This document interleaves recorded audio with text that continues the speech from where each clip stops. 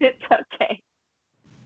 Hi, everyone. Minty Bets here with Teddy Covers, and we're previewing the Miami Dolphins. And guys, if I was a professional football player, hypothetically, and I were to get drafted anywhere, I would want to go to Miami. I don't even care if I was on a good team or not. It's all about location. So anyway, the Dolphins made some moves this offseason, but what we're really here to talk about is Teddy's thoughts on some bets about the Fins. So let's begin, Teddy. The season win total is set at 6.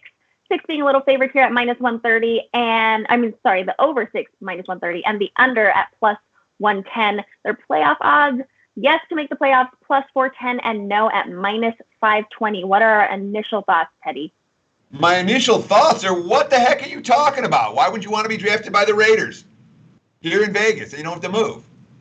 I don't want to live in the desert my whole life. I want to live near the beach, and it's just like nightclubs everywhere and good food. Miami, I'm going to say Miami now. So you talk about Miami as being an attractive destination for free agents.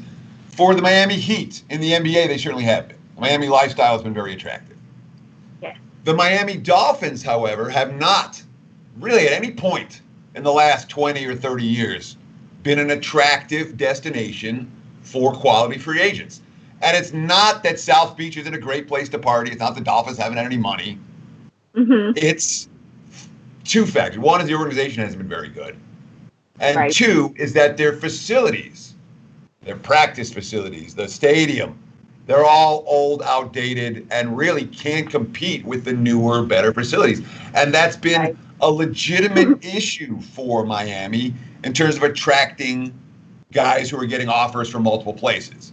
When you go and tour a facility, you say, oh, wow, that's sweet. Oh, wow, that's sweet. Oh, wow, that's a dump. And that's the way it's been with the Dolphins, the Dolphins training facilities, the Dolphins stadium itself, the Dolphins locker room. It's not a nice venue, and that has hurt them in years past. Now, this year, they spent a bunch of money to bring in free agents, 11 free agent signings. Only one of the 11 was graded as a top 10 player from PFF, from Pro Football Focus, their position.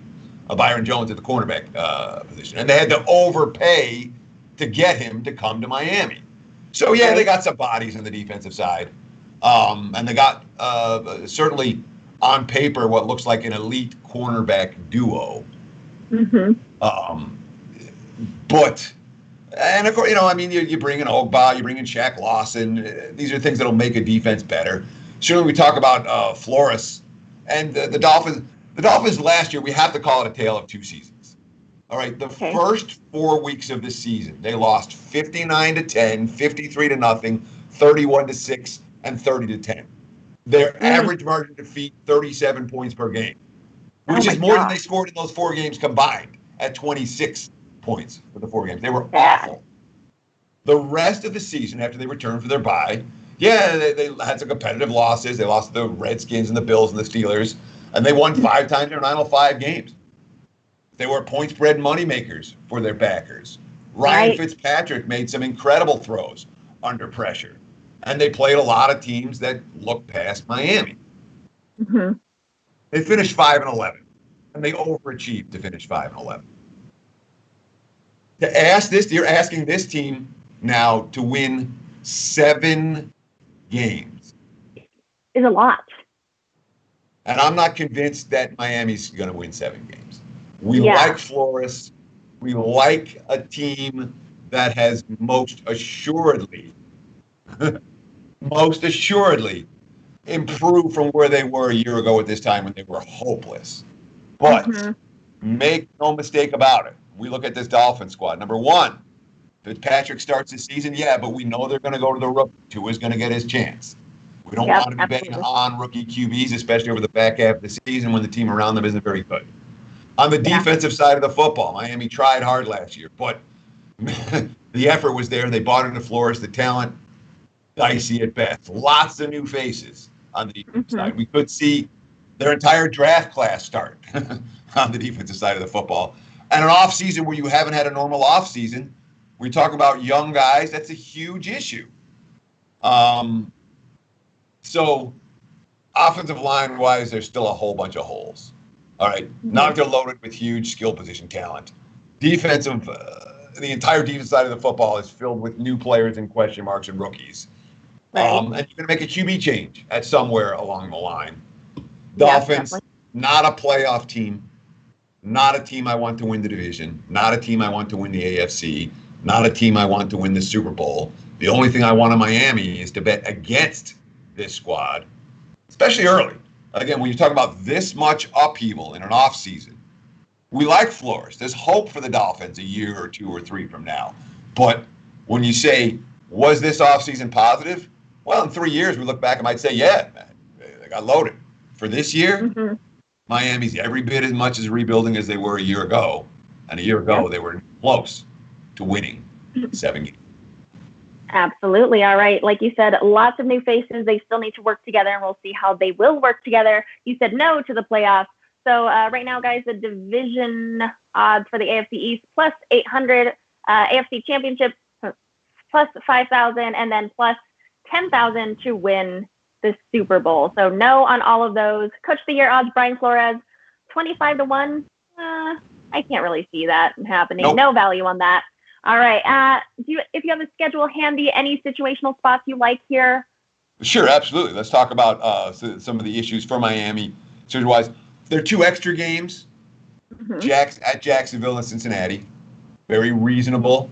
All right, it's not like they're up against it schedule-wise. Teams that are comparable to them, exactly. Yep. They have a grand total of 1 TV game this year, Thursday nighter, week 3 at Jacksonville.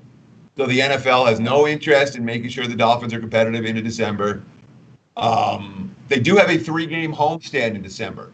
We talk about Miami's home field advantage. It tends not to be greater, not to be one of the greater ones in the NFL. That said, the heat and humidity in September give them a bigger home field edge early in the season than late. So if Miami had a 3-game September homestand, we'd say, wow, these teams are, there might be gas going into Miami. It's still going to be 100 degrees down there and, or 95 with 90% humidity. The 3-game homestand in December, not as strong for the Dolphins, perhaps, as an earlier 3-game homestand, especially if they are where I think they're going to be in December.